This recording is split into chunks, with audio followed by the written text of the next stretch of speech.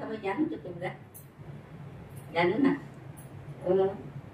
অপবিত্র পবিত্র, মানে আমরা যদি আমাদের মধ্যে কোনো অপবিত্রতা বা পবিত্রতা যাই থাকে, সব দেশ যা কিছু থাকে, জাস্ট মানে কুণ্ডলী কাটছে, যেই মাত্র আমরা ভগবানকে স্মরণ করবো সঙ্গে সঙ্গে সব কিছু পবিত্র হয়ে যাবে।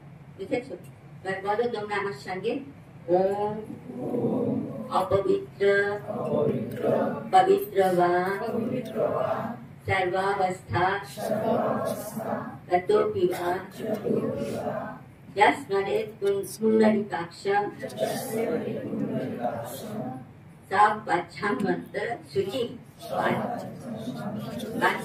अभ्यन्तर शुचि, মানে বাইরে ভেতর সব শুচি হয়ে যাবে। এবার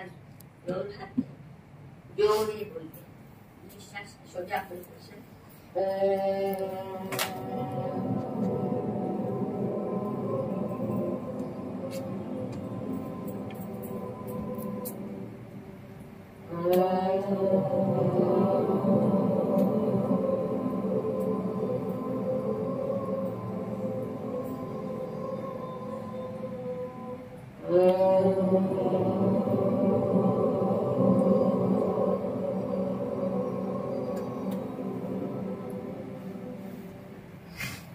যখন এটা বললে তখন মনে করবে ভেতরে এই যে ওম যাচ্ছে, যেন আমার সব কিছু সুস্থ পবিত্র হয়ে যাচ্ছে, আমার ভেতরে সমস্ত অনুপ্রাণী অনু পরমাণু তার মধ্যে যেন এটা স্ফুরিত হচ্ছে।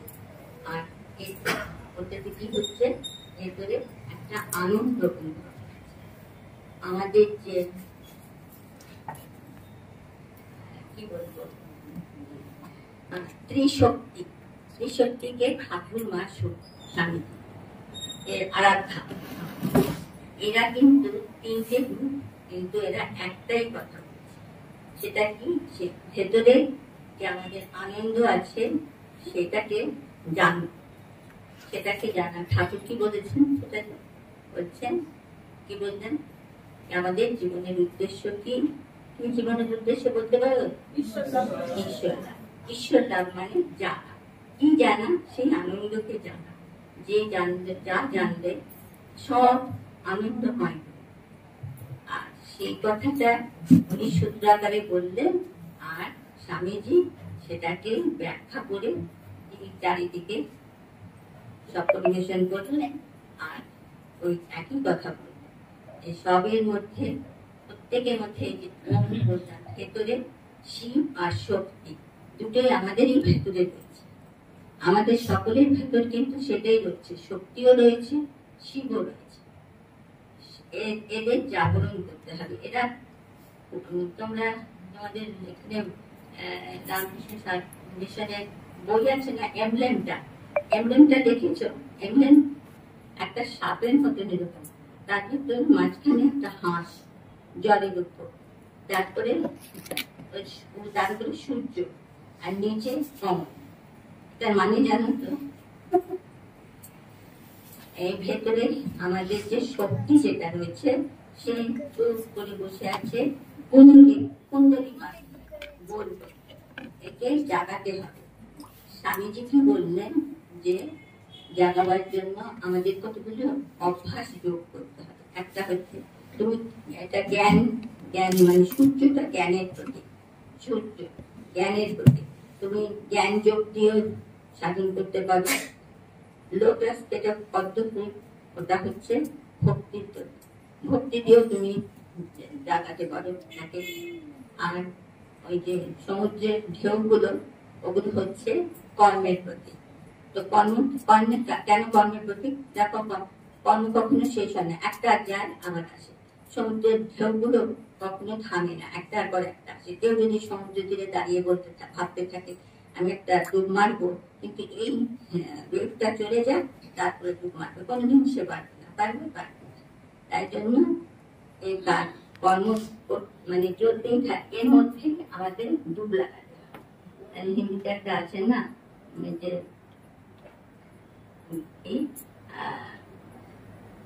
जिंदगी जब तक रहेगी फुर्सत न मिलेगी काम से, कुछ समय ऐसा निकालो प्रेम कर लो श्री राम से।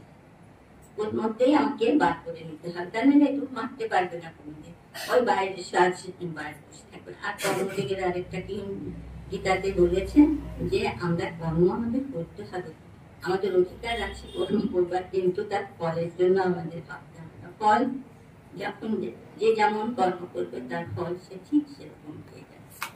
তো এই যে শিব শক্তি ভেতরে আছে, একে জাগাতে হবে। এই জাগাবার জন্য আমাদের যারা ধাত্রী শক্তি, এদের বাণীগুলো আমরা জীবনে যদি পারি সেগুলোকে আমরা উপলব্ধি করে সেই রকম ভাবে জীবনযাত্রা যদি করতে পারি, তাহলে আমাদের জীবন সার্থক হয়ে যাবে। তো এই বললাম, তো ঠাকুরের কি কি কথা তোমরা সবাই জানো।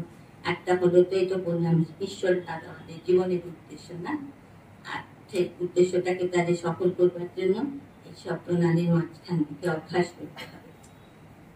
আরেকটা বললেন যত মঠ তত পথ, তার মানে সব পথে তাকে পাওয়া যায়। তিনি নিজে এটা সাধনা করে বলেছেন যে আমারটাই ঠিক তোমারটা ভুল তা না। সে হিন্দু মুসলমান খ্রিস্টান যারাই যেমন ভাবে তাকে উপাসনা করছে, তাকে ঠিক সেরকম ভাবে পাবে।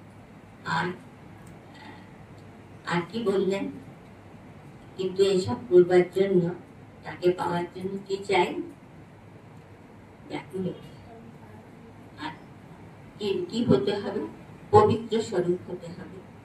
পবিত্রতা চাই, ইচ্ছার প্রবলতা, আমি যা চাইছি সেটা যেন খুব আমাকে ডিজায়ারটা যেন খুব ভালোভাবে হয়। না মুখে মুখে বললাম অথচ বললাম না, এরকম ভাবে তিনি বললেন।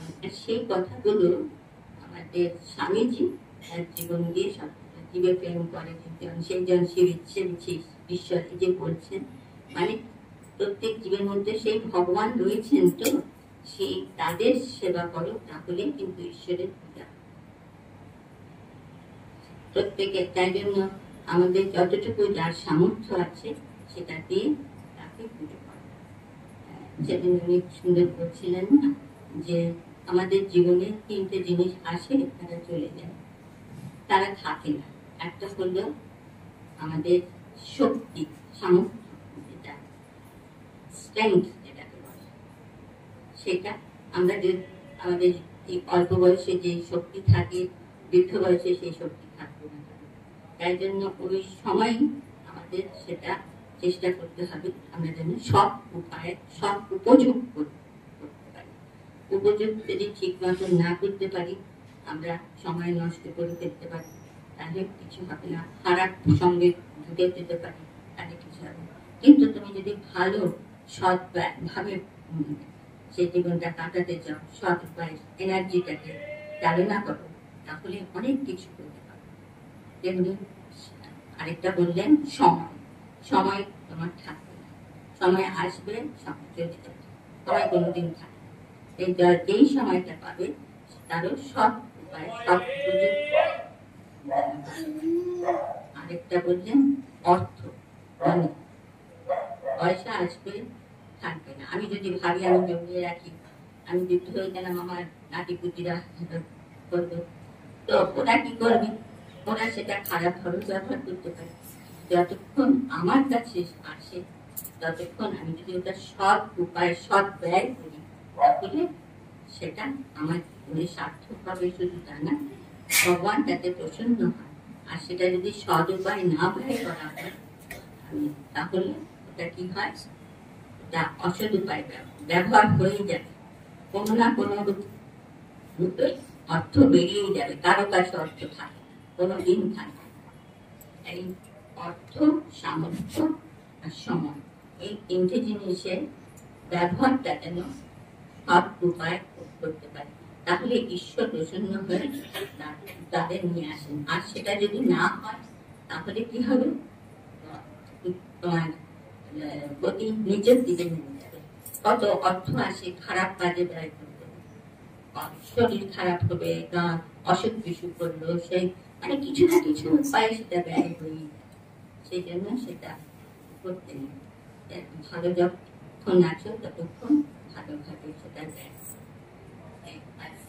স্বামীজি সেই জন্য বলেছেন যে জীবের শিব, একটা ঠাকুরের কথাতেই বলেছেন, মিশন যে তৈরি করলেন যে শিব জ্ঞানের জীব সেবা, যে সবার মধ্যে সেই ভগবান রয়েছে, তোমার মধ্যেও রয়েছে, আমার মধ্যেও রয়েছে, বুঝেছো? ছোট্ট ছোট্ট তোমরা রয়েছো, তোমাদের কাছেও যা আছে সত্যি আমাদের কাছেও সেই আছে, কিন্তু ওরা ঘুমিয়ে পড়ে আছে, ওদেরকে জাগাতে হবে। জাগাবার জন্য স্বামীজি এসব যোগে ওনার সিম্বলে ওটা বলে দিলেন যে এই 5টা 4টি যোগ যে আছে এটা জীবনে অ্যাপ্লাই করো, একটাও করতে পারো বা একসঙ্গে সবগুলো করতে পারো, তোমাদের জীবন সার্থক হয়ে যাবে। শ্রী শ্রী মা কি করলেন? তিনি তার আত্মা শক্তি ছিলেন। আত্মা শক্তি কি ছিলেন? তিনি শক্তি রূপা। ঠাকুর বলেছেন ও আমার শক্তি, মানে তার নামে কত শক্তিদার ছিল।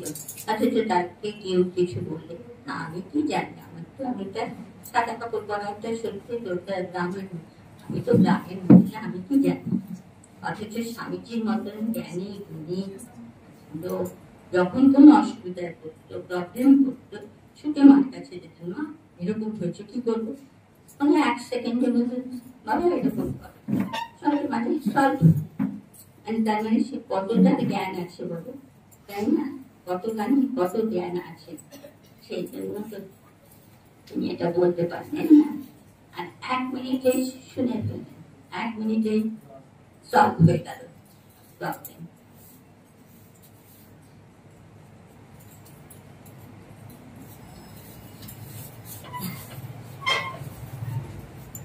এইসব হলো গিয়ে কথা। আমরা এখন আচ্ছা বললাম শিব আর শক্তি। আচ্ছা শিবের কি কি আছে বলো তো? শিবের কাছে কি কি থাকে আমরা দেখি চিহ্ন?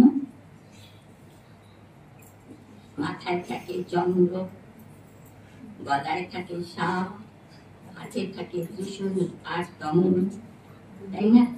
এই প্রত্যেকটা জিনিসের কিন্তু একটা অর্থ আছে। যে দমন ওটা ইনফিনিটির প্রতীক, আর এই যে গলায় যে সাপ, এটা বলছে জীব তুমি সজাগ থাকো, মানে কিন্তু আনালে কিন্তু দংশন করবো।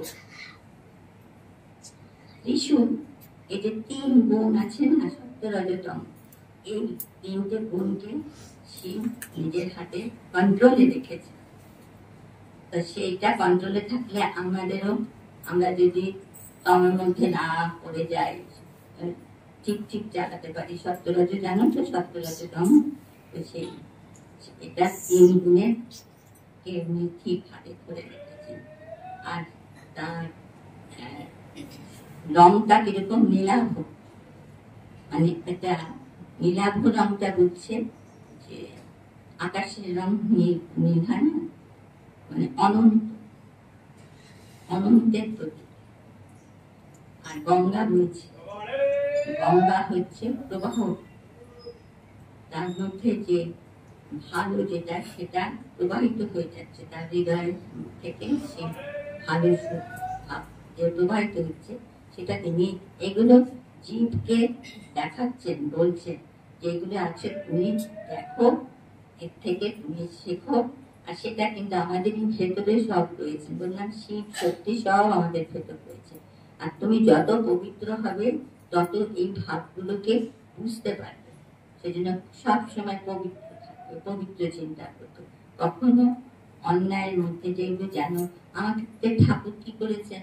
ভগবান কি সৃষ্টিকর্তা সব জিনিস ছড়িয়ে রেখেছেন, কিন্তু আমাদের বেছে নিতে হবে। কিন্তু একটা জিনিস, এখন কেউ ভালো জিনিস বাড়ছে, কেউ খারাপ জিনিস বাড়ছে, খারাপ কাজ করছে, কেউ ভালো কাজ করছে, তাহলে তারা এরকম কেন হচ্ছে? এত জিনিস ছড়িয়ে রেখেছে, তাই না? তোমার এখন লজেন্স খেতে ইচ্ছে করছে, এখন তোমার দাঁতে পোকা হয়ে গেছে, তাহলে তো ওটা খেতে পারবে না, কিন্তু তোমার ইচ্ছে করছে ওটাই খেতে, চাই কি না? সেটা কেন হচ্ছে? দেখো একটা জিনিস দিয়েছেন, সেটা হচ্ছে বিবেক। বিবেকটা কি? বিবেক বলে দিচ্ছে এটা কিন্তু ভালো, এটা কিন্তু ভালো না, কিন্তু আমাদের ইচ্ছে না ওটাই করি, ওই রাস্তাতেই যাই, ওটাই নেব, তাহলে আমাদের পতন পতন হবে, দাগ পড়ে যাবে, ডাক্তারের কাছে যেতে হবে, তাই না? আর তার নাহলে যদি বিবেকের কথা শোনো তাহলে ঠিক আমাদের সংস্কার গুলো ওরকম টেনে টেনে পেছনে নিয়ে যায়, কিন্তু আমাদের যদি খুব ইচ্ছা শক্তি প্রবল থাকে আমরা সেটা কাটিয়ে প্রার্থনা করে আমরা এগিয়ে যেতে পারি। অনেক কথা, হ্যাঁ বলো, ভালো ভালো কথা বলবো, আমি তো অনেক কিছু বলছিলাম। মার কথাই একটু বলতে, মা কি করলেন সেটাই বলতে ভুলে গেছি। মা কিন্তু জীবন দেখিয়ে গেলেন, কার সঙ্গে কেমন ব্যবহার করবে, কার মা ডাকছে আসবো না, এরকম মা তো দেবী, তোমাদের ছোট্ট থেকে মানুষ করেছে কত কষ্ট করে। মার কথা বাবার কথা সব শুনতে হবে, তাই না? শুনতে হবে না, ভাল লাগে না? সবসময় শুনতে ভাল লাগে, কিন্তু শুনতে হবে।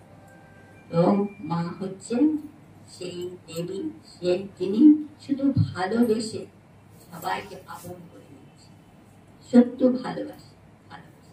তার কাছে মা বলে যে ডাকছে, দাঁড়াচ্ছে, তাকে তিনি বলে তুলে দিচ্ছে। সে খারাপ কাজ করে আসলে পরেও যদি মা বলে ডাকে, তাকে মা বলে ডেকেছে, ওর কথা ওকে আমার স্থান দেবে।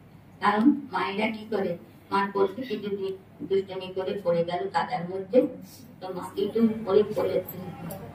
ছেড়ে বুঝে পরিষ্কার করে বলে তুলে নিতে হবে। সেই রকমই আমার বিশ্বজননী সারদা মা, তিনি সকলকে, তোমরা খারাপ কাজ করো, খারাপ কাজ করি, ভালো কাজ করি, যাই করো, উনি সবাইকে ছেড়ে বুঝে নিজের করে। কিন্তু আমাদের চাইতে হবে তো মা করে যাওয়ার জন্য, এই চাওয়াটা আমাদের এরকম ভাবে মা আমাদের ভালোবেসে সবাইকে নিয়েছে। অথচ তিনি জ্ঞানের প্রতীক ছিলেন। কোন মানে বললাম একটু আগে যে স্বামীজির মতন অত জ্ঞানী গুণী লোক কোনো প্রবলেমে আসলে মার কাছে ছুটে দিতেন। মা এরকম হয়েছে, কি করবো? উনি মুহূর্তের মতো বাবা এরকম করো, আর সত্যি সত্যি সেটা সলভ হয়ে যায়। এরকম তার জ্ঞান ছিল। শক্তি রূপিণী ছিল, শক্তি রূপিণী, পবিত্রতা রূপিণী, ভালোবাসার আদরিণী মা, সকলকে নিয়ে তিনি থাকেন। কখন কেমন করে চলতে হবে, কার সঙ্গে কি ব্যবহার করতে হবে, সব। আর বলেছেন জগতে কেউ পর নয়, সব পর হলে পরেই তো তোমার সঙ্গে আমার আড়ি হতে পারে। যদি আপন তাকে আড়ি করবো না, তো করবো? ওটা আমার বন্ধু, আমার বোন, ওটা আমার বোন। এই যে অন্যান্য রয়েছে একটা বাচ্চারা, আমাদের ওখানে বাচ্চাদের স্কুল আছে, তো ওখানে দেখছে পাহাড় দিয়ে যাচ্ছে একটা ছোট মেয়ে আরেকটা বাচ্চাকে কোলে নিয়ে যাচ্ছে পেছনে। আর যখন একজন বলছে তোমার কষ্ট হচ্ছে না এত, আবার পিঠে নিজেই ছোট, তার মধ্যে বলছে ওটা আমার বোন, মানে আমার বোন, আমার কষ্ট তো হবে না। বাড়িতে দেখো না, স্বামী আসলো, তাকে যত্ন করে খাবার দিলে, যত্ন করে চাটা সব, তাতে কিন্তু কষ্ট হতো। এমন সময় একজন কেউ আসতো, তো স্বামী হয়তো বললো একটু ওর জন্য করে আসতে দাও না, তখনই দিল আবার এখন আবার কেন? একই মানুষ কিন্তু দুরকম ব্যবহার। কিসের জন্য? কারণ ওকে আপন ভাবলাম, ওকে আপন চাই। আমার কষ্ট যে আপন যদি ভাবতে পারতে সবাইকে, তাদের কোনো কষ্ট, কাজ করতেও কষ্ট, কিছুতেই কষ্ট। এইটা হচ্ছে মায়ের। আর যেখানে যেমন সেখানে যাকে যেমন তাকে তেমন, এই কথাগুলোর অর্থগুলো বুঝতে চেষ্টা করি। যাকে যেমন তাকে তেমন, যেখানে যেমন সেখানে। আমি যেখানে আছি অ্যাডজাস্টেবল নেচার যদি থাকে, আমি সব জায়গায় সেটা সবাই করতে, তোমাদের সকলের ভালো থাকবে, সার্থক হবে, তাই না? আর অনন্ত রূপ প্রাণায় মাতাজি কিছু তোমাদের এখানে উপস্থিত আমাদের মাতাজি প্রভ্রাজিকা প্রভাপ্রাণা মাতাজি চরণের প্রণাম জানাই। আর সকলের মধ্যে, সকল ভক্তবৃন্দের মধ্যে ভগবানই তো আছেন, তাই উপস্থিত সকলকে আমার প্রণাম জানাই। মাথাটা নিচু করলাম, উপস্থিত সকলকে আমার প্রণাম জানাই। একরকম যে ভেবে এসেছিলাম মায়ের কথা বলবো, কিন্তু এত ছোট ছোট বাচ্চারা রয়েছে, একটা বড়দের মতো করে বলা একরকম, আর একদম বাচ্চাদের মতো করে বলা একরকম। আমি ওই কলকাতায় সেন্টারে সানডে ক্লাস নিতাম, ক্লাস 3 থেকে বাচ্চারা আসতো, তখন পুরো সানডে ক্লাসের মতো করে একরকম বলা, আর বাইরে তাদের মতো করে একরকম বলা। সেই জন্য এদের দেখে ভাবছি কোন কথাটা বললে এরা নিতে পারবে আর বুঝতে পারবে না, এটা আমি একটু চিন্তায় পড়ে গেছি।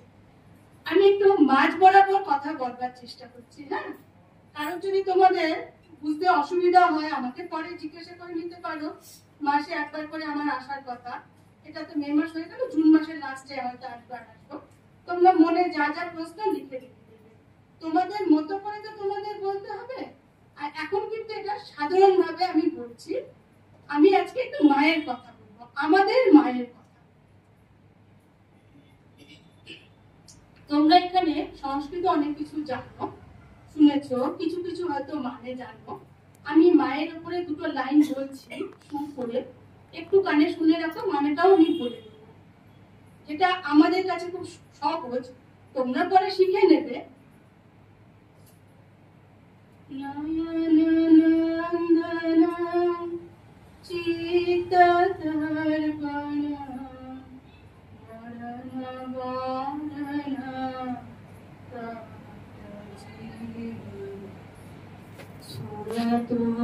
मानसे मे पलंग पलंग चरण पंकज शारदेश्वरी।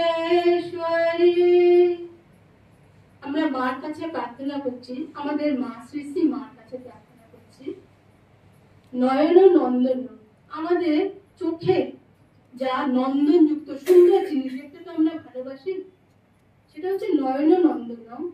চিত্ত তর্পণ, যা আমাদের চিত্তে শান্তি দেয়, প্রশান্তি দেয়। এই যে আমাদের তর্পণ করে না পিতৃ দেবতাদের, মানে পিতৃলোকে মহালয়াতে জানো কি তর্পণ করতে আছে, সেই তর্পণ করলে তারা শান্তি পায়। তাই চিত্ত তর্পণ কথাটা মানে হচ্ছে যা আমাদের চিত্তকে শান্তি দেয়, প্রশান্তি দেয়। মরণ বারণ, যা আমাদের মরণকে বারণ করে। মানে কি, আমরা সারাক্ষণ বলছে প্রতিদিনই মরছি, যারা জীবনে কোনো উন্নতি নেই, কোনো চেষ্টা নেই, কর্মগুণে আচ্ছন্ন, তারা প্রতিদিনই মরছে। সেই মরাটাকে যেন প্রতিদিন আমরা না মরি, একদিনই জীবনে মরবো, শেষ মরবো। আমরা সারাটা জীবন যতদিন বাঁচবো, আমরা ক্রমশ জীবনটাকে আরো ভগবানমুখী করবার চেষ্টা করব, সেটা হচ্ছে জীবন। আর স্বামীজি কি বলছেন, expansion is life, contraction is death. যেটা আমাদের সবসময় সংকুচিত করে দেয় সেটা হচ্ছে মৃত্যু, আর যেটা আমাদের ক্রমশ এগিয়ে দেয়, এক্সপ্যান্ড করে। একজন বন্ধু একজনকে সাহায্য করছে, তাতে যে সাহায্য করছে, সাহায্য পাচ্ছে তার তো উন্নতি হচ্ছে, যে সাহায্য করছে তার উন্নতি হচ্ছে, সেটা হচ্ছে এক্সপানশন। তাহলে এক্সপানশন লাইফ। তাই মরণ বারণম, যা আমাদের মরণ বারণ করে। তপ্ত জীবন, এই যে জীবনটা আমরা যেটা চালাচ্ছি সেটা আমাদের উদ্দীপ্ত করে রাখে। তপ্ত মানে আগুন দেওয়া, তো কোনো কিছুকে গরম করা। গরম জীবনটা আবার কি গরম করবে না, তার মানেটা হচ্ছে সেই জীবনটাকে উদ্দীপ্ত করে রাখছে। যা সেটা কি, এই যে এতগুলো শব্দ বলে গেলাম, সেটা যেন আমার সবসময় মনের মধ্যে উদ্দীপ্ত হয়। স্ফুরত মানসে, আমার মনে যেন স্ফুরণ হয়। স্ফুরত মানসে মে পলম পলম, প্রতি পলে যেন সেইটা আমার হৃদয়ে স্ফুরিত হয়। সেটা কি জিনিস হতে পারে বলুন তো? মায়ের কথা বলছি, শেষ কথা আমাকে বলছে, চরণ পঙ্কজম শারদেশ্বরী। মা, তোমার ওই যে দুটো পা, চরণ পঙ্কজ, সেটা আমার নয়নকে নন্দন করছে। তপ্ত জীবন নয়ন নয়ন নন্দন, চিত্ত তর্পণ করছে, মরণ বারণ করছে, তপ্ত জীবনকে তপ্ত করছে। সেই চরণ তোমার কাছে আমাদের এটা প্রার্থনা, সেই চরণ যেন আমার হৃদয়ে প্রতি পলে পলে, সুখে দুঃখে, বিপদে আপদে, সম্পদে, ভালোবাসায় ঘৃণায়, সেই তোমার পা যেন আমি যেন মনে করি, আমি তো তোমার সন্তান, তুমি তো সবার মা। সেটা এই দুটো লাইনে বলছে। এটা প্রার্থনা। সুরত মানসে মে পলম পলম চরণ পঙ্কজ শারদেশ্বরী। আমি লাইন দুটো ছোটরা আছে বলে একবার বলছি শুরু করে, ভবিষ্যতে তোমরা একটু লিখে নিও, শিখে নিও, খুব সুন্দর। মায়ের কথা দিলে বলো, মায়ের কথা আমরা ভাববো সবকিছু, কিন্তু আমরা যেন মাকে একটু সবসময় মনে করতে পারি। মা আমাদের বন্ধুর মতো, উনি তো সবার মা, জগতের মা বলছেন, তো তাহলে আমাদের বন্ধুর মতো, আমাদের সুখে দুঃখে সবসময় যেন আমরা সন্তান মার কাছে যেন মা যেন এই হয়েছে গল্প করা বন্ধুর মতো। নিজের বাড়ির মার সঙ্গে যেমন ছোটবেলা থেকে করি, ছেলে মেয়েরা যখন একটু বড় হয়ে যায় তখন মার সঙ্গে অতটা সম্পর্ক একটু দূরে দূরে, কিছু বলবো না, কিছু এই করবো না, লুকোতে যায়, অনেক রকম। কিন্তু একজন মা কিন্তু সব জানে। আমার নিজের মা হচ্ছে সেই মায়েরই প্রতিনিধি। তাই ওইগুলো, ওই নিজে যদি মাকে বলতে পারছো না, ওই মায়ের সঙ্গে পরামর্শ করবো, ওই মায়ের বলে দেবে তুমি কিন্তু একটা অন্যায় করছো, যাও তোমার নিজের মাকে গিয়ে বলো। তাহলে আমাদের যে বলে না সঠিক রাস্তায় চলা, প্রপার গাইডেন্স, সেটা আমরা একটা যদি উঁচু খোটায় দৃষ্টি রাখি, সেটা আমাদের ঠিক ঠিক হবে। সেই জন্য মাকে যেন আমরা মনে করি। সেই জন্য আজকে আমি মায়ের কথা, আমাদের মায়ের কথা বলবো বলে ঠিক করেছি। লাইন দুটো দিয়ে শুরু করছি, আর একবার বলছি। নয়ননন্দনম চিত্তদর্পণম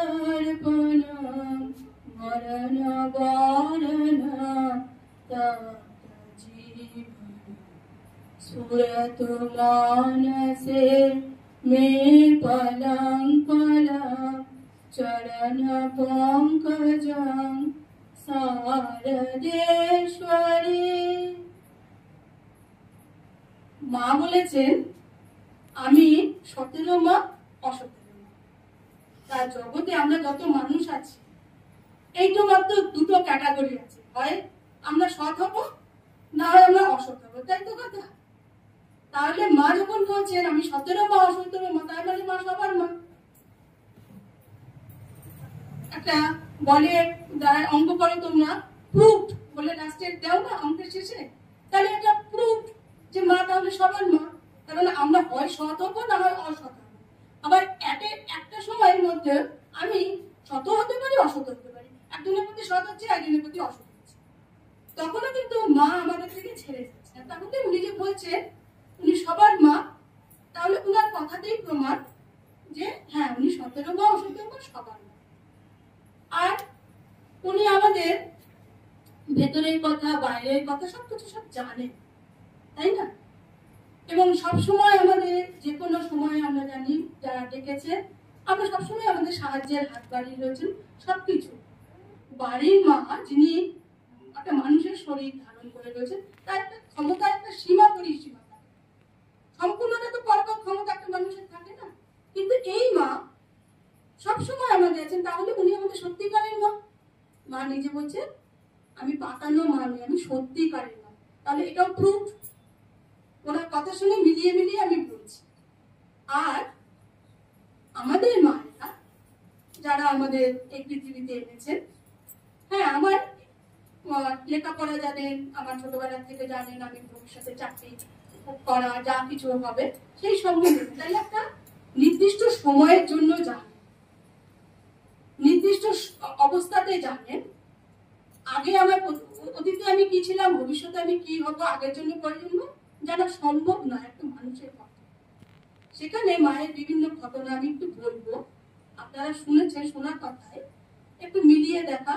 মা আগের কথা, পরের কথা, ভবিষ্যতের কথা সব শ্রীশ্রীমা বলে দিচ্ছেন, জানেন। তাহলে উনি হচ্ছেন জন্ম জন্মান্তরের মা। মা বলছেন আমি সকলের মা, আমি সত্যিকারের মা, আমি জন্ম জন্মান্তর। আপনারা যারা এই ছোটরা বাচ্চারা মায়ের জীবনী পড়েছো, অপর অপর খুব সহজ একটা জীবন, তাই না? এটা একটা খুব মুশকিলের ব্যাপার, মাকে না বোঝা যায় না। একটু গভীরভাবে একটু চিন্তা করলে একা একা, হ্যাঁ মাকে আমরা সবাই কিভাবে বুঝি, মা না খুব কথা শোনে, তাই না বলুন? একটি তামিল মেয়ে আমাদের দিল্লিতে পড়াশোনা করে, এখানে দিল্লি মিশনে আসে। সে বলছে মঠ মিশনে গৌতমানন্দ মহারাজের দীক্ষিত, সব ঠিক আছে, বলছে চোখে জল এসে গেছে। সে আচ্ছা মা প্রতিটা কথাই মা শোনেন, কি করে এত মা কথা শোনে? কে এসেছেন, এসে আমাদের কলেজে পড়েছিল, এসে সেই প্রথম দিন দেখেছে, বলছে বাবা আমাকে যদি একটু এখানে কাজ করতে বলতেন, মানে কোনো কিছু সাহায্য, সঙ্গে সঙ্গে নাকি পেছন থেকে প্রভাব ব্যানার্জি ভজন শেষ হয়েছে, এই তুমি যাও তো একটা হারমোনিয়ামটা ধরো তো। ছোট মেয়ে তো আমরা বলি, কিন্তু এই যে কিরকম মিলে যায়, মা তো তার মনের কথা শুনতে পাচ্ছেন। তাহলে আমি শুধু মার দিকে তাকিয়ে বলছি, বাবা এখানে আমি একটু কাজ করতাম। আর মেয়েটা যখন ঘটনাটা বলছে আমাকে, বলছে ভজন শেষ হলো না, মাকে এই কথাটা আমি বলেছি যে এখানে সবাই এরকম কাজ করছে, একটুখানি মিশনে কিছু আপনারা হয়তো তোমাদের যদি ইচ্ছা করে। মা সত্যি এটা আমরা শুধু একটা বুঝে, মা খুব কথা শোনেন, তাই না? কিন্তু মা নিজে কি, আমি সেটা একটুখানি একটু বলতে চাইছি। শেষে গিয়ে দেখা যায় মানে বলাটা আমাদের পক্ষে সম্ভব না। কিরকম আমাদের এটা শাস্ত্রে রয়েছে, আমাদের মুনি ঋষিরা বলে গেছেন যে ভগবান তো এই জগৎ সৃষ্টি করছে, তাই তো? আচ্ছা, ভগবান কোথায় প্রতিষ্ঠিত আছেন বলতো? কিসে প্রতিষ্ঠিত? আমাদের মুনি ঋষিরা ধ্যানে এর উত্তর পেয়েছিলেন, ভগবান তার মহিমায় প্রতিষ্ঠিত। জগৎ জুড়ে যে ভগবানের মহিমা, তাতে ভগবানকে বোঝা যায়। উনি তো অদৃশ্য, আমরা দেখতে পাচ্ছি না। বিভিন্ন ঘটনায় বিভিন্ন অবস্থায় ভগবানের যে মহিমাটা এক এক জায়গায় প্রকাশ পায় না, যে বাবা এটা ভগবান না হলে হতো না, ওই মহিমাতে উনি প্রকাশিত। কিরকম নাস্তিক ছেলে, ডাক্তার ছেলে, গ্রামে সে নিজে খুব সার্ভিস দেবে বলে ইচ্ছা করে গ্রামে চাকরি নিয়েছে, কিন্তু বউ খুব মানে ভগবান, বলছে তুমি একদিনকে মানবে ভগবান, আমাকে তখন মনে করবে। তখন বলছে মানুষের সেবা করাটাই ধর্ম, আমার ভগবান ভগবান কি? এখনকার অনেক ছেলে মেয়ে আগার বরাবরই কিছু কিছু ছেলে মেয়ে এরকম থাকে। তা কিন্তু বাবা মা বলেছে খুব বড় লোকের ঘরের ছেলে, তুই তো সবার না, আমি গ্রামে সবার সেবা করি, খুব বড় মনে। ওই যে বড় মনে, তাতে তো অনেক এগিয়ে গেছে। গ্রামে কি হলো, একা একা থাকে, আর গ্রামের সবাই ওকে দেবতার মতো শ্রদ্ধা করে, এত ভালো ছেলে। নতুন চাকরি নিয়ে গেছে, গ্রামে পোস্টিং ইচ্ছা করে নিয়েছে। বন্যায় সব জনে ভেসে যাচ্ছে, আর গ্রামে সবাই পরপর করে আসছে। একটি ছেলেকে নিয়ে এসছে, ওই জলে সাপে কেটেছে। তার মা কাঁদতে কাঁদতে এসছে, পায়ে ফেলেছে যে ডাক্তারবাবু আপনি না হলে কাউকে বাঁচাতে পারবে না। দেখলো একদম সত্যি শেষ অবস্থা। এ কি করলো, সাপের বিষ মারবার জন্য যে ইঞ্জেকশন দেওয়ার কথা, সেটা একটা জায়গায় ও 3টে দিয়েছে। আর গিয়ে ও এত হতাশ হয়েছে না, যে মায়ের একমাত্র ছেলে, আমি তো বাঁচাতে পারবো না, এ সম্ভব নয়, এটা আমার বুদ্ধির মধ্যে কি করে এলো, আমি 3টে ইঞ্জেকশন দিয়ে দিয়েছি, এমনিতেও মারা যাবে, অমনিতেও মারা যাবে, ঠিক আছে 3টে ইঞ্জেকশন, আমি আমার শান্তির জন্য, যে আমি আমার শেষ চেষ্টা করেছি বলে ও বাইরে পড়ে রয়েছে পেশেন্ট নিয়ে। ও ভেতরে ঘরে গিয়ে একদম সোফাতে এলিয়ে হতাশ হয়ে পড়ে আছে, যে একটু পরে মারা যাওয়ার খবর। আর এদের সঙ্গে তো কন্টিনিউয়াস সে কাজ করছে, 8 ঘন্টা মতো। সে একটুখানি নিদ্রা মানে ঘুমিয়ে পড়েছে। 5 থেকে বলছে ডাক্তারবাবু ডাক্তারবাবু, ভেবেছে নিশ্চয়ই মারা গেছে। বলছে না, ছেলেটা না ভালো হয়ে গেছে। ও না হা হয়ে গেছে, এসে বলছে, তখন মা পায়ে আছড়ে পড়ে বলছে, ডাক্তারবাবু আপনি ভগবান, আপনি আমার ছেলেকে বাঁচালেন। ছেলেই বসেছে, আর ছেলেটা না কিছু চিন্তা করেনি, হঠাৎ করে না বলে ফেলেছেন, না গো আমি বাঁচাইনি, এ ভগবান না হলে কেউ বাঁচাতে পারে না, কিন্তু ভগবান মানে না। এটা হচ্ছে ভগবানের মহিমা কোথায় প্রকাশ পাচ্ছে। ভগবান নিজে দেখা দিচ্ছেন না, মহিমাটা যখন প্রকাশ পায় তখন আমরা অটোমেটিক্যালি যে চাই না সেও বলে পারি, এটা ভগবান ছাড়া এটা সম্ভব নয়। 3 তলা থেকে বাচ্চা পড়লো, মা কালী সাধক ছিল আর কি ছাদের থেকে, সে নিজে আমাকে বলেছে, আমাকে না মা কালী রক্ষা করেছে, কারণ ওই বাচ্চা নিচে পড়লে কখনোই বাঁচবার কথা না, মানে আমার কিচ্ছু হয়নি। সবাই বলছে বাবা এই কি বাচ্চা উপর থেকে পড়লে কিছু হয়নি? বলছে আমি না মা কালীকে খুব এর জন্য মানি, ওই বাড়িতে মা কালী প্রতিষ্ঠিত আছে, সবাই ধরে নিয়েছে মা কালী তাকে রক্ষা করে, না হলেও রক্ষা হওয়া সম্ভব না। বাচ্চা পড়লো, তার কিছু হলো না, সবাই একটুখানি অজ্ঞান হয়েছে, তারপরে আবার ঠিক করে গেছে। ওই ছোটবেলায় আমার 3 বছরের ঘটনা, তখন থেকে আমি মা কালীকে খুব মানি। আমি কি জন্য বলছি, গল্প করে একটু বলছি। ভগবান তার মহিমায় প্রতিষ্ঠিত।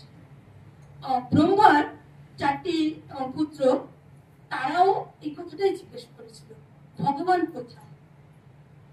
উত্তর এসেছিল, সংস্কৃত তো তখনকার দিনে দেবভাষা, আমাদের দেশের ভাষা। স্বে মহিমনি, স্বে মহিমনি মানে সে মানে আমার নিজস্ব, যে স বলি না আমরা নিজস্ব, সে থেকে সে কথাটা এসছে। ভগবান তার নিজ মহিমায় প্রতিষ্ঠিত, ওনার যে জগৎ জুড়ে মহিমা তাতে ভগবান প্রতিষ্ঠিত। এই একই কথাটা, কেন এই কথাটা বলছি, একই কথাটা না আমাদের মায়ের ক্ষেত্রে প্রযোজ্য। মায়ের জীবনে যত রকম ঘটনা দেখবো, মা হচ্ছে বিভিন্ন জায়গায় ওনার মহিমায় উনি প্রতিষ্ঠিত। এখানে সে মহিমনি কেন বলছে, এটা ভগবানের জন্য একমাত্র প্রযোজ্য, যে কারোর উপরে নির্ভরশীল নন। ওনার যে মহিমাটা না, ওটা জগতে কোনো কিছু, কোনো ব্যাপার কিছুর সঙ্গে নির্ভরশীল নয়, ওটা ওনার নিজস্ব মহিমা, সম্পূর্ণ উনি নিজের উপর নির্ভরশীল। যে ঠাকুরের জন্য মায়ের এত মহিমা প্রকাশ পাচ্ছে, কি স্বামীজি মাকে প্রণাম করে মাকে প্রচার করেছে, কি ষোড়শী পূজা করেছে, অনেকে অনেক রকম বলে, তখন থেকে মাতৃত্ব শক্তি ওনার যে ঘটেছে, তা নয়। মা ওই নিয়ে জন্মেছেন, মা উনি নিজে মহিমায় বরাবর রয়েছে, এবং 67 বছর এই পৃথিবীতে ছিলেন।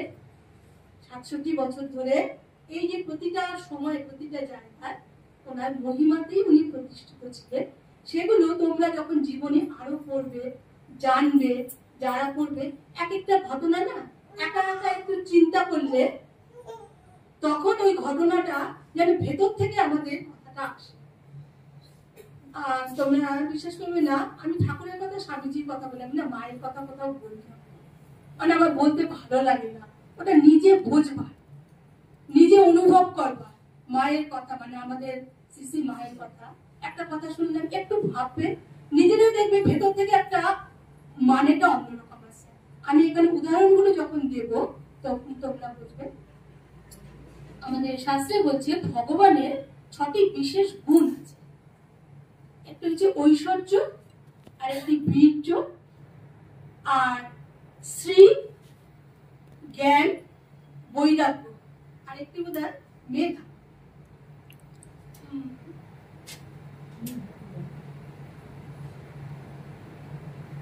যশ, যশ আমার ঐশ্বর্য, বীর্য, যশ, শ্রী, বৈরাগ্য আর জ্ঞান। আমি এগুলো একটু ধরে, তোমাদের কাছে কঠিন শব্দগুলো লাগতে পারে, এমনি মোটামুটি মানেগুলো বুঝিয়ে দিলে বুঝবে।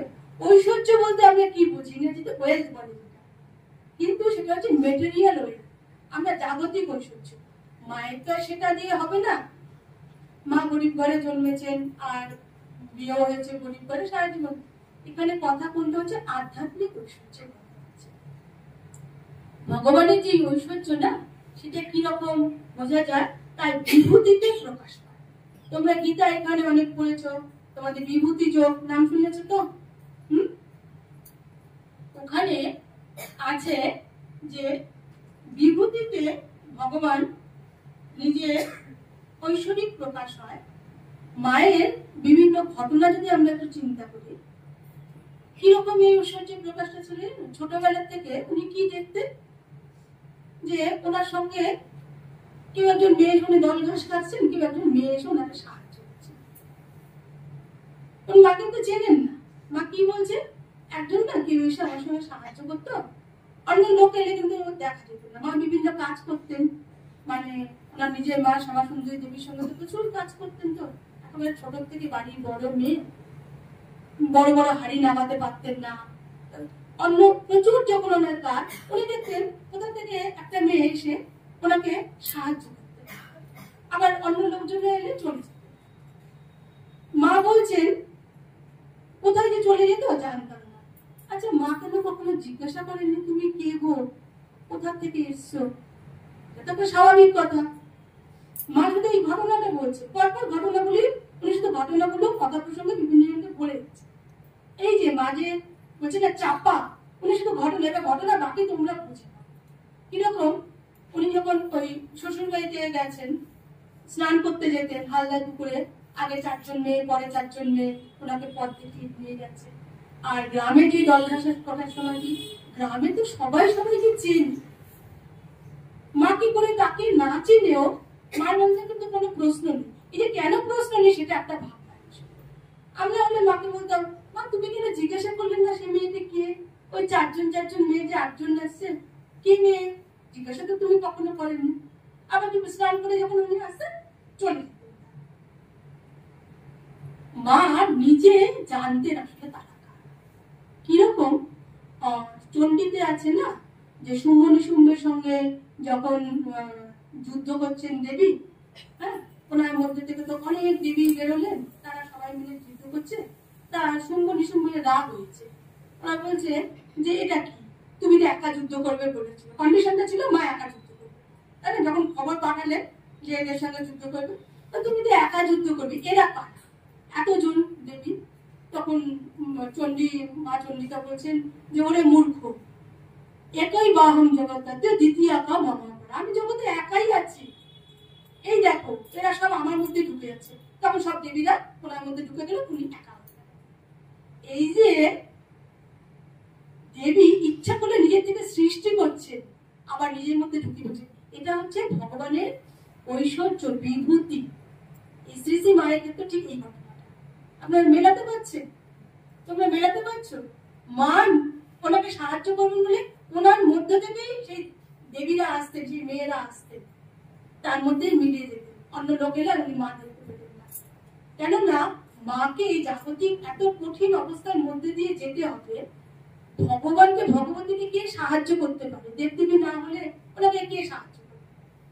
ওনার অংশে অনেকে জন্মেছেন, তারা এই ওনার সঙ্গে এসছেন, ঠাকুরের অংশ থেকে জন্মেছেন, ঠাকুরের পার্শ্বদ হয়েছেন।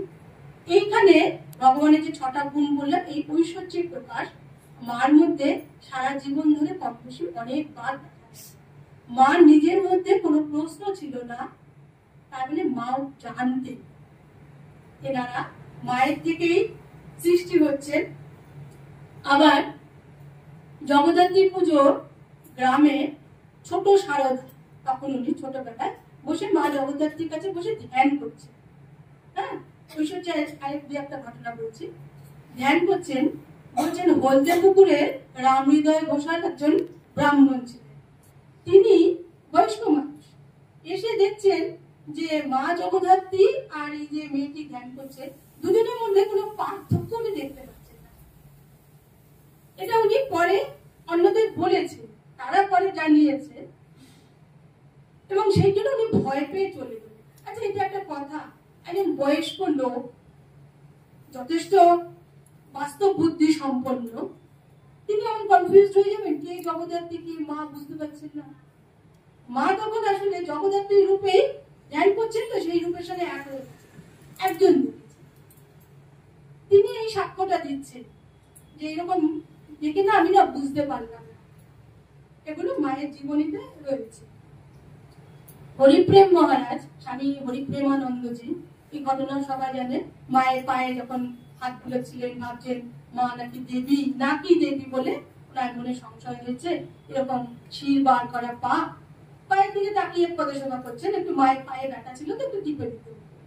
উনি বলছেন নিমেষে দেখছি চোখের সামনে সব পাটা যেন একদম পূর্ণ একটা যৌবনা নারীর মতো হয়ে গেল, পায়ের মধ্যে সেই অর্ধচন্দ্রাকৃতি নখ, গয়না পরায় করে। তখন উনি অবাক হয়ে গেছেন, এটা কি হলো, উনি এটা কেমন হয়ে গেছেন, মায়ের মুখের দিকে তাকাচ্ছেন, দেখছেন বাবা এই তো দেবী সাক্ষাৎ সেই কিরিটিধারী নিয়ে বসে রয়েছে। উনি ওরকম আমাদের ধারণা শক্তি খুব কম তো মানুষের, ওটা নিতে পারছেন। উনি সঙ্গে সঙ্গে অজ্ঞান হয়ে মায়ের কোলের উপরে মাথা দিয়ে ছোট ছেলে পড়ে গেলেন।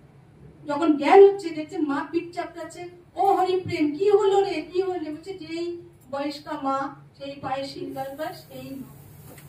কতজন যে মাকে দেখেছেন না এরকম দেবী হিসাবে, অবস্থা বুঝে স্থান কালে মাঝে মাঝে তো প্রকাশ পেত। এই যে প্রকাশ পেত, এটা হচ্ছে ভগবানের ঐশ্বর্য।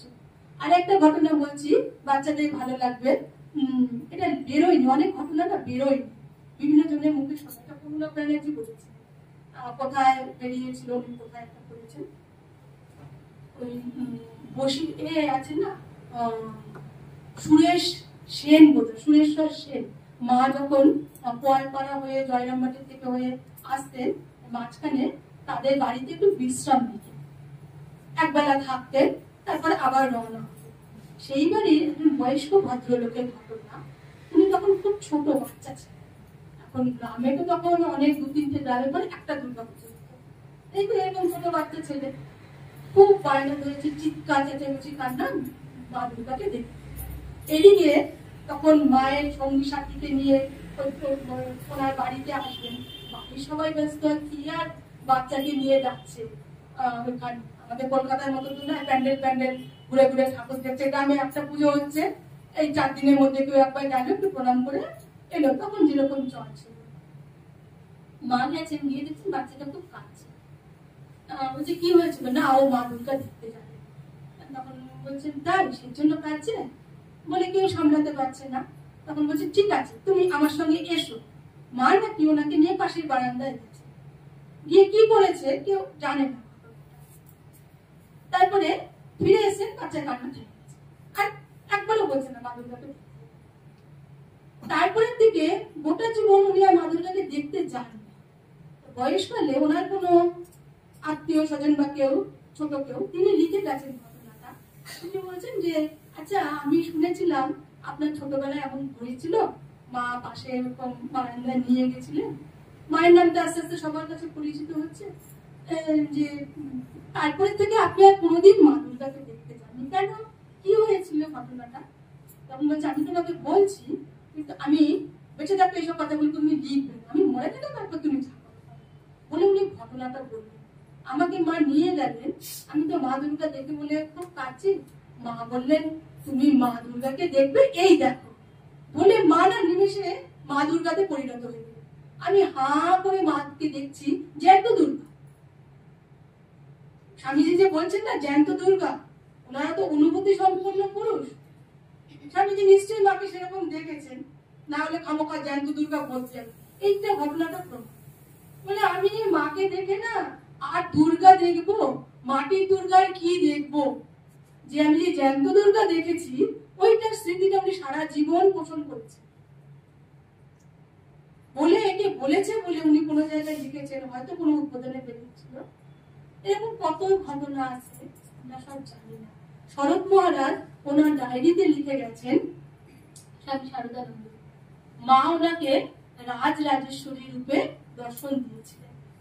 ত্রিপুরা সুন্দরী, রাজ রাজেশ্বরী, আমরা সব নামগুলো শুনি, সেটা শরৎ মহারাজ প্রকাশ করেন।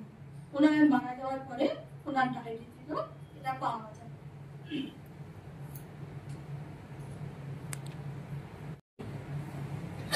বীর্য মানে বীরত্ব, আমরা যে বলি না, স্বামীজিকে ঠাকুর বলছেন ও বীর। আচ্ছা, এই বীর্য আমরা মায়ের সঙ্গে কি করে মেলাবো? মা এমনি ভাবে বাইরের থেকে দেখতে না খুব আপাত নিরীহ একজন মানুষ, শান্ত, একটু ভীতু গোছের মানুষগুলো যেমন হয় না, মা ওই রকম থাকতেন সব, যেন কিচ্ছুটি জানেন না। আর এখানে একটা মজা আছে, তোমরা যারা বড় হয়ে আরো বড় চাকরি করবে, এটা আমি শুনেছি, এটাকে না বলে কি বলতো, লো প্রোফাইলে থাকা। সবকিছু জানে অথচ এমন দেখাবে কিন্তু কিছু জানে না। আর হাই প্রোফাইলে থাকবে নাকি উল্টোটা কিছুই জানে না, দেখাচ্ছে কত কিছু জানে। তোমরা তো দেখো জগতের মানুষ, এই যে মা না সবসময় লো প্রোফাইলে থাকবে। আর এই লো প্রোফাইল ব্যাপারটা এখনকার আইএএস আইপিএস যারা অ্যাডমিনিস্ট্রেশন লেভেলে আছে না, ওদের ট্রেনিং এর মধ্যে এটা শেখানো হয়। কেননা এই অ্যাডমিনিস্ট্রেশন শাসন ব্যাপারটা তো গোপনীয় রাখতে হবে তো সব ব্যাপারে।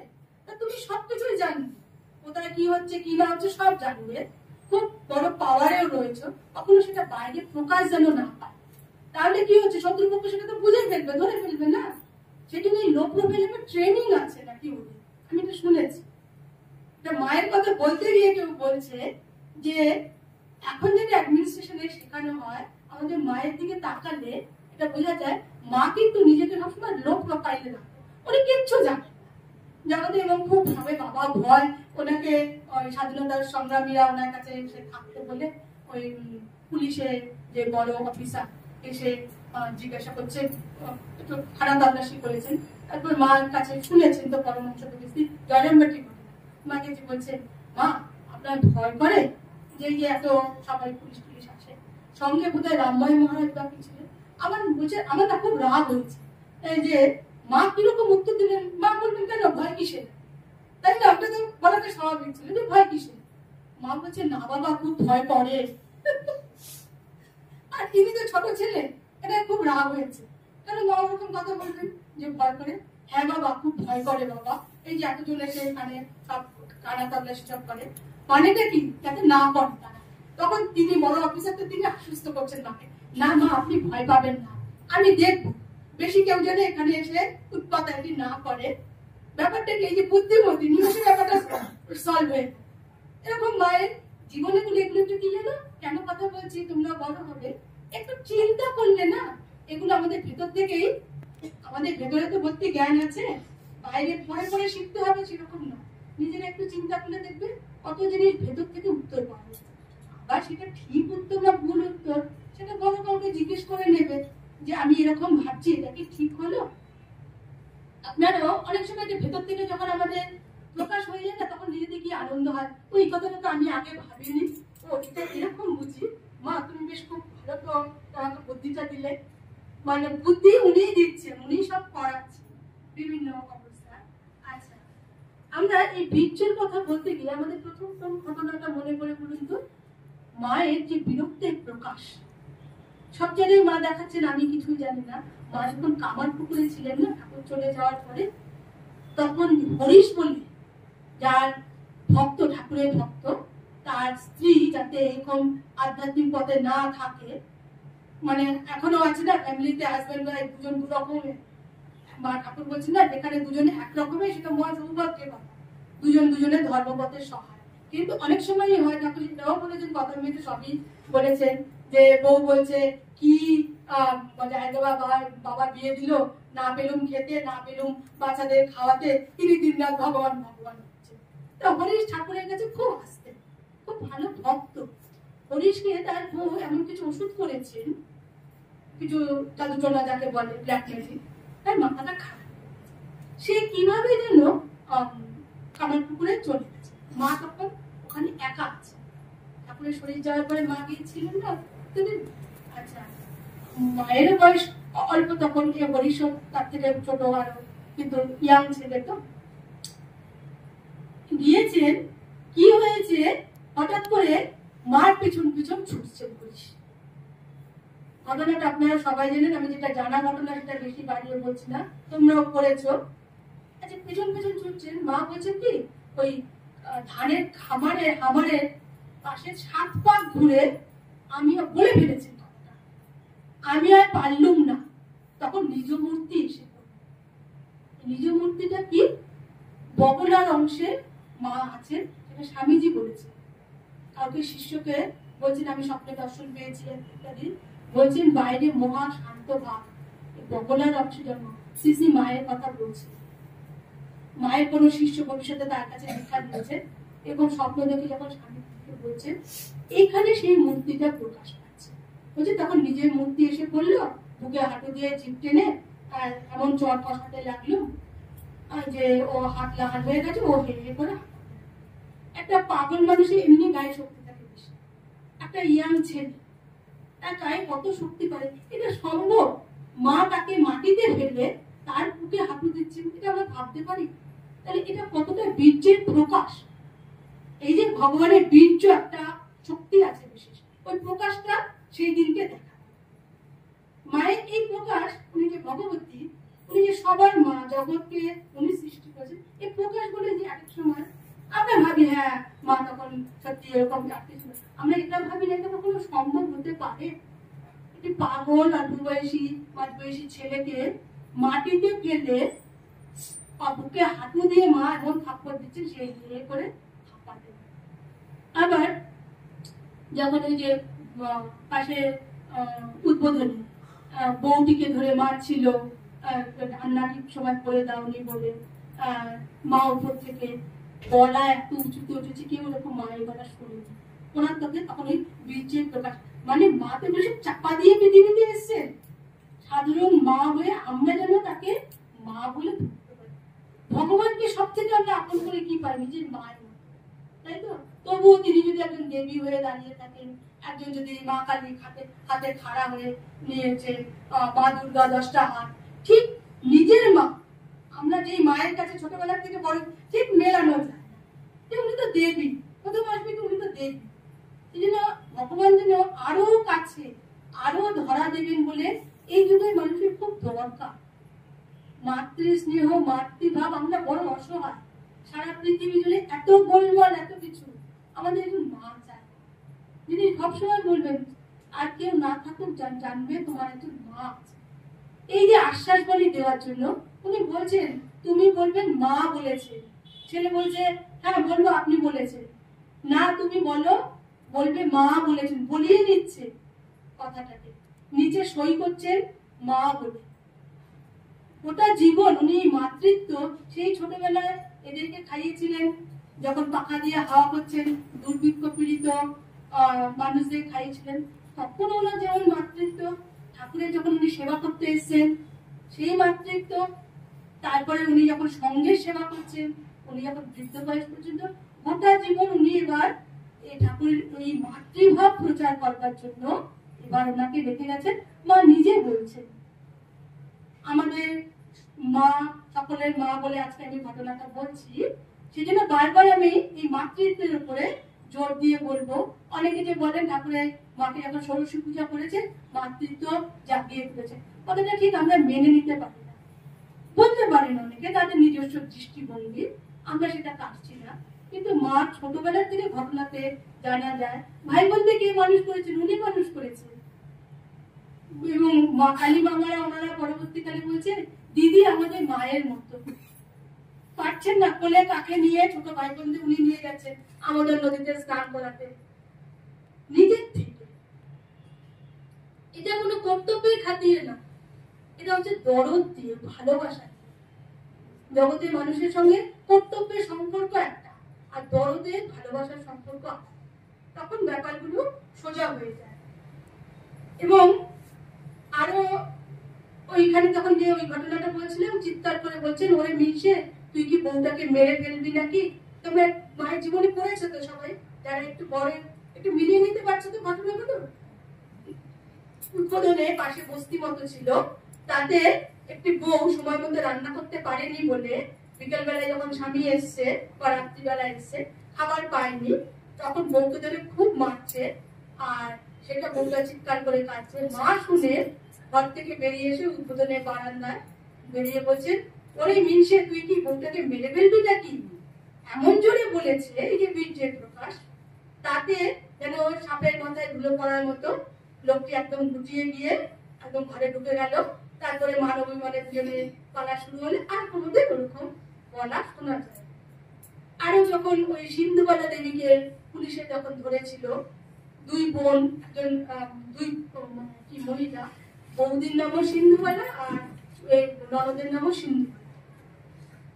বৌদি সন্তান সম্ভব ছিল, তারপর তাদের দুজনকে ধরে নিয়ে গেছে। মা শুনে ভোরে করে চিৎকার করে, মায়ের এরকম রূপ দেখেনি কেউ, বলছে একটা কি ছেলে ছিল না যে তাদের দুটো থাপ্পড় মেরে বৌদিকে ছাড়িয়ে নিয়ে আসতে পারতো। বাকিরা লিখছে মায়ের এরকম রূপ দেখে না ওই ভেতরে ভাবটা প্রকাশ হয়ে পড়ছে। এরকম জায়গায় আমরাও দেখবেন সাধারণত উত্তেজিত হয়ে গেলে কি অন্যরকম একটা রূপ আমাদের প্রকাশ করে। মা যেখানে যেখানে এরকম একটু উত্তেজিত হয়ে গেছে এই বীর্যতাটা মা প্রকাশ করে। কিন্তু আসল ঘটনাটা আমি নিজে পড়ে দেখেছি, তারা যে পুলিশটা যে ধরেছে না, খুব কিছু অন্যায় নয়।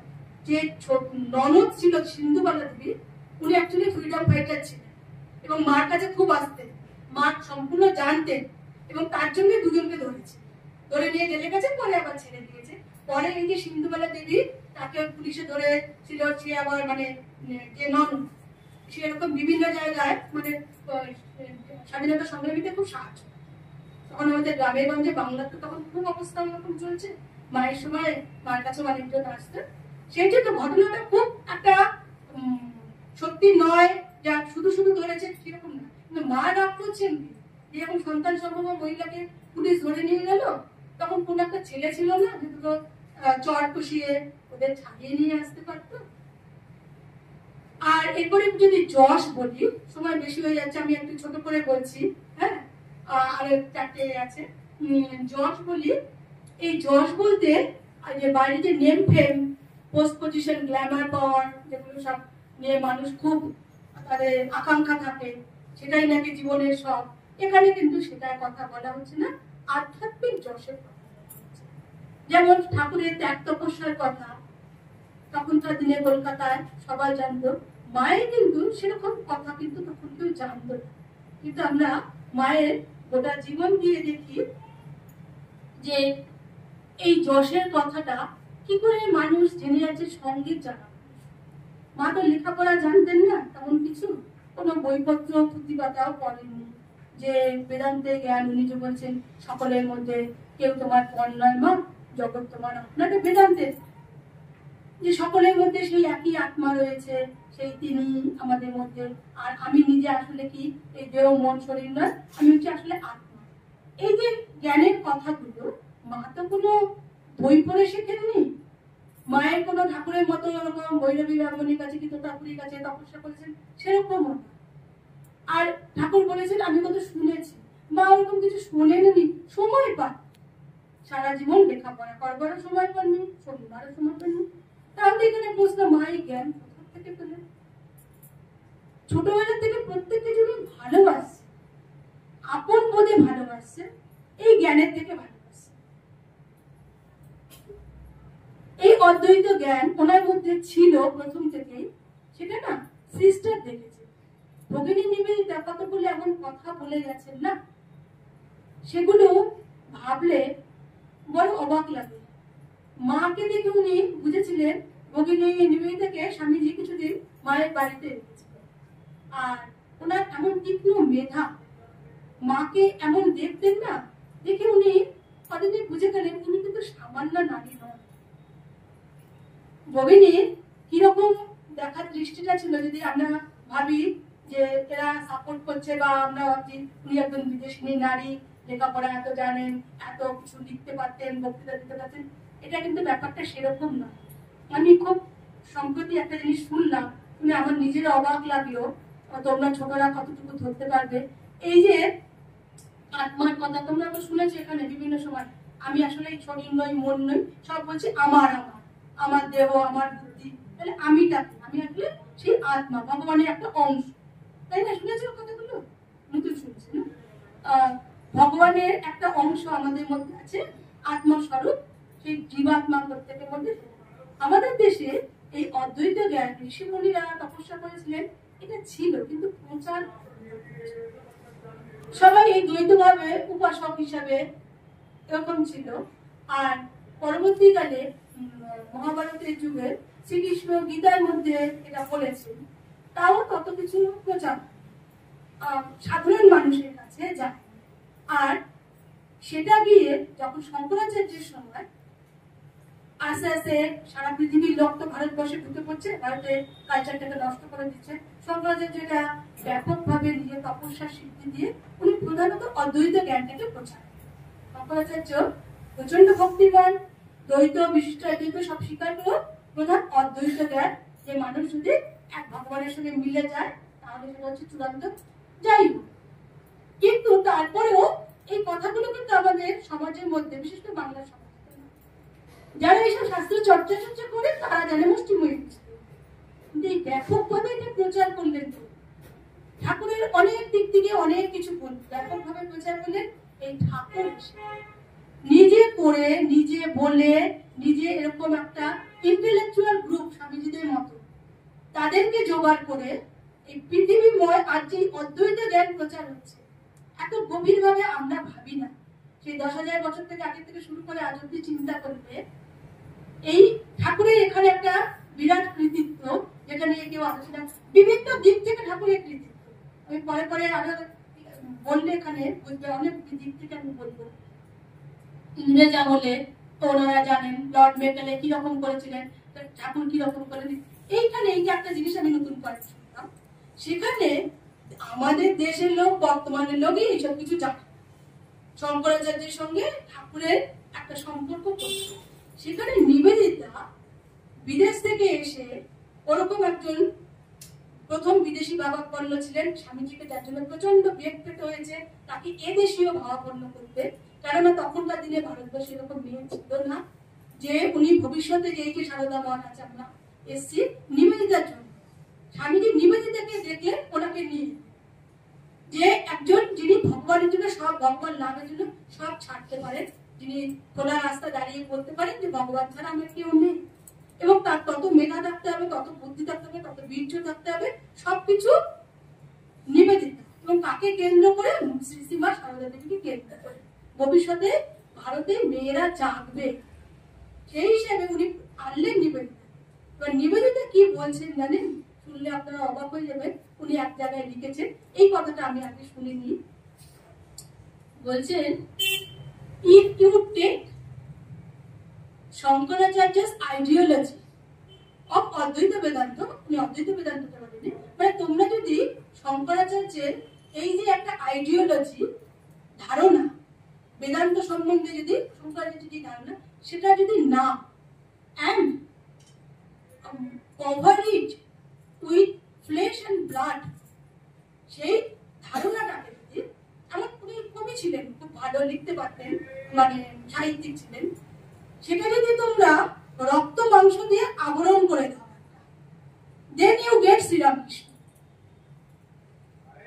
আমি আবার বলছি, if you take Shankaracharya's ideology and cover it with flesh and blood, flesh মানে মাংস, রক্ত, তাকে যদি তুমি রক্ত মাংসের মূর্তি দাও শঙ্করাচার্যের আইডিওলজিটাকে নিয়ে, সেই ধারণাটাকে নিয়ে, তাহলে তুমি শ্রীরামকৃষ্ণকে পেয়ে যাবে। কোথার থেকে কথা টেনে নিয়ে কোথায় দাঁড় করাচ্ছেন, আমি কেন বলছি শুধু এইটুকু বোঝার জন্য, কি তীক্ষ্ণ মেধার উনি অধিকারী ছিলেন, মা সম্বন্ধে যা যা কথাগুলি উনি বলে গেছেন, আমরা যদি সেগুলো চিন্তা করি সত্যি অবাক হতে হয়। এই ওনার এতটা ধারণা শক্তি ছিল বলে, এবং স্বামীজি তাকে পছন্দ করে নিয়েছেন, আধ্যাত্মিক শক্তি বিরাট ছিল বলেই তো এই লেভেলে কাউকে তার স্বামীজি সিলেক্ট করবেন না। এই কথাগুলো চিন্তা করলে বোঝা যায় ঠাকুরমা স্বামীজি, তারপরে আমরা তো নিবেদিতাকে ধরি, কোন পর্যায়ে উনি নিজে অধিষ্ঠিত ছিলেন।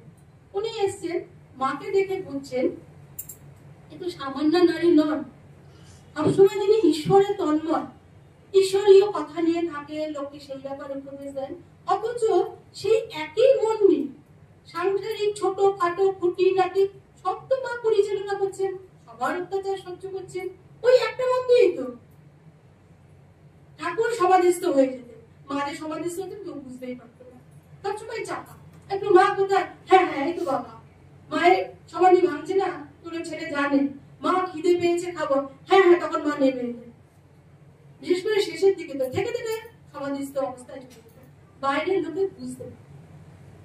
মাকে যদি আমরা খুব ওনার এই বাইরের প্রকাশটা ভাবি না, তখন মা বলে ঠিক মনে হবে না বলে উনি এটা চিন্তা করছেন, উনি আমাদের মা, সকলের মা। কিন্তু আর 3টে পয়েন্ট আছে, আর কতটুকু সময় বলবো, একটু বলি শুধু, হ্যাঁ 5 মিনিট বলছি। শ্রী হচ্ছে অন্তরের শ্রী,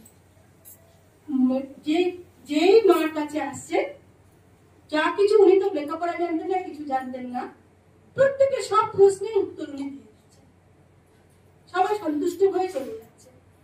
নিবেদিতা দেখে এটা অবাক হয়ে যাচ্ছে, এবং প্রত্যেকের প্রতি এত ভালোবাসা। নিবেদিতা তার সুন্দর ভাষায় বলছেন, শ্রীরামকৃষ্ণের সবার প্রতি তো, বিশ্বের সকলের প্রতি তো প্রেম ছিল, ভালোবাসা ছিল, ঠাকুর চলে গেলেন, সেটা কোথায় রেখে যাবে? বলছে শ্রীমা সারদা দেবী হোলি মাতার বলছেন, শ্রীরামকৃষ্ণের বিশ্ব প্রেম ধারণের পাত্র, এত শুদ্ধ সত্য আদা, এত পবিত্রতা, শুধু শারীরিক না, মনটা এত সুন্দর, পবিত্র মন। এরপরে জ্ঞানের কথা বলছি, গীতাতে বলছে, নহি জ্ঞানেন সদৃশম পবিত্রম ইহ বিদ্যতে, জ্ঞানের দিয়ে, আর যদি জ্ঞান চর্চা করে তার মধ্যে পবিত্রতা আপনার থেকেই হতে থাকে, মনের পবিত্রতা। তাই জ্ঞানের মতো পবিত্র কিছু হয় না। মা তো অদ্বৈত জ্ঞান নিয়ে জন্মেছেন, সারা জীবন সেটাকে, ওই জ্ঞানটা ওনাকে পবিত্রতা এনে দিয়েছে। দেহে, মনে, আচার আচরণে, বাক্যে কারণ উনি দোষ দেখতে পেতেন না, নিজের ভেতরে দোষ নেই, জগতে কোনো কালিমা দেখতেই পাচ্ছেন না, এটা এই জ্ঞানের জন্য। আর এই শ্রী যেটা বাইরে মায়ের, এই তো লাল পাড় একটা সাদা কাপড় পরা, কিন্তু এটা আমরা সবাই দেখেছি না, মাকে একটা টিপ পরালে, একটা মালা পরালে, একটা কাপড় পরালে, বাবা মাকে কি সুন্দর লাগছে দেখতে, মাকে দেখো তাকিয়ে থাকতে, মায়ের এই ছবিতে একই তো ছবি, এই ছবিতে একরকম, ওই ছবিটা সেই ছবিতে যেন মায়ের বিভিন্ন রূপ, ওই একাই মন্দিরে বসে আছে সেই ছবি তোমরা বিভিন্ন জায়গায় দেখবে, বিভিন্ন রকম দেখায়। মায়ের এই যে শ্রী একটা, সেই শ্রী কি অন্যকে মনটাকে ভেতর দিকে টেনে নেয়, আকর্ষণ করে যে আমার মা দেখতে কি সুন্দর লাগছে। আর বলছেন বৈরাগ্য, বৈরাগ্য ওনার একেবারে স্বাভাবিক ছিল। শরৎ মহারাজ বলছেন, কেউ ওনাকে জিজ্ঞাসা করছে এক কথায় মায়ের কোনো বৈশিষ্ট্য বলতে, কেউ বলেছে এক কথা হচ্ছে নির্বাসনা। এমন বৈরাগ্য দেখিনি, এমন আসক্তিও দেখিনি। বৈরাগ্য মানে কি, কোনোটাতে ওনার নিজে কোনো চাই না। ভক্ত মহিলা এসেছেন, অচেনা অজানা, বালিশ নেই, খুঁজে পাওয়া যাচ্ছে না, গ্রামের জায়গা। তা বরদা মহারাজ তখন ছিলেন, এই ঘটনাটা আমাদের কোনো মাতাজিকে বলেছেন। তিনি বলছেন যে বরদা মহারাজ বলছেন, মা কে বললাম উনি তো বালিশ ছাড়া শুতে পারেন না। মা বলছেন, হ্যাঁ তাই তো, বালিশ পাওয়া যাচ্ছে না, কি করে বালিশ ছাড়া, আমার বালিশটা নিয়ে যাও। বরদা মহারাজ তো সেবক, বলছেন মা আপনার বালিশ আমি কি করে নেবো, ওটা আমি পারবো না। তখন মা বলছেন, তুমি কেন পারবে না, ওর মধ্যে কি ঠাকুর নেই? আমি বলছি যাও নিয়ে যাও। এই যে মায়ের ভেতরে কেসটা, মা কিন্তু স্নেহশীলা ছিলেন, স্নেহ দুর্বলা ছিলেন। ওনাকে কেউ দুর্বল কখনো কেউ ভাবলে ভুল করবে। তখন বরদা মহারাজ বলছেন, মা যখন এইভাবে বললেন না, আমাদের মাতাজিকে বলছেন, আমি না তখন আর না করতে পারলাম না, কারণ গামছা নেই, নিয়ে আসেনি সঙ্গে করে। মা বলছে আমার গামছাটা নিয়ে যাও, দিতে অনেকেই পারে, কিন্তু আমরা ভাবতে পারি আমাদের প্রতিদিনের ব্যবহারের জিনিস, সে তো ব্যবহার করে আবার চলে যাবে, রেখে দিয়ে আবার সেটা মাই ব্যবহার করবে। মানে এত দূরটা না ঠিক আমাদের ভাবনার বাইরে। তা এই যে মায়ের এই বৈরাগ্য, কোনো কিছুর প্রতি ওনার জগতে কিছু, আমরা যাকে বলি অ্যাটাচমেন্ট, একটা আঁকড়ে ধরা কিছু নেই, সাময়িক হচ্ছে, অবস্থা তো উনি তাল দিচ্ছে। আর মজার সব থেকে ঘটনা হচ্ছে যে এটাও লেখা হয়নি, শরৎ মহারাজ মশারি পাঠিয়েছে, নতুন মশারি মার জন্য জয়রাম বাটিতে। রাত্রিবেলা মশারি টাঙাতে গিয়ে সেবকরা সাধুরা দেখছে, সাধুরা নিয়ে গেছে, দেখছে কালী বাবা এসে ওটা নিয়ে চলে যাচ্ছে। তো তাদের তো খুব রাগ হয়েছে, তারা মশারি ধরে টানছে আর কালী বাবাও ধরে টানছে। কালী বাবা আবার চিৎকার করছে, দিদি তোমার ছেলেরা আমাকে মেরে ফেললো, দিদি আবার তোমার ছেলেরা। তখন মা গেছে, এরা ভাবছে মা তো, আমরা স্বাভাবিকভাবে কি বাবা মা বলবেন যে এই কালী তুই ছেড়ে দে। মা গিয়ে, ছেলেরা তো আসলে নিজের বেশি আপন, আর নিজের ঘরের ছেলেকেই বকা যায়। মা গিয়ে ছেলেদের বলছে, তোমরা সাধু হয়ে একটা মশারি নিয়ে টানাটানি করছো, ছেড়ে দাও। তারা বলছে শরৎ মহারাজ আপনার জন্য পাঠিয়েছেন, ছেড়ে দাও বলছি। তারা কিন্তু ছেড়ে দিল, কালী বাবা মশারি নিয়ে চলে যায়।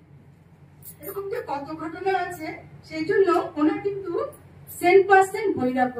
এই যে বৈরাগ্য কাদের হয়, আত্মজ্ঞানীদের, যিনি সবার মধ্যে সেই নিজের আত্মাকেই দেখছেন, আপন পর যার কোনো ভেদ নেই।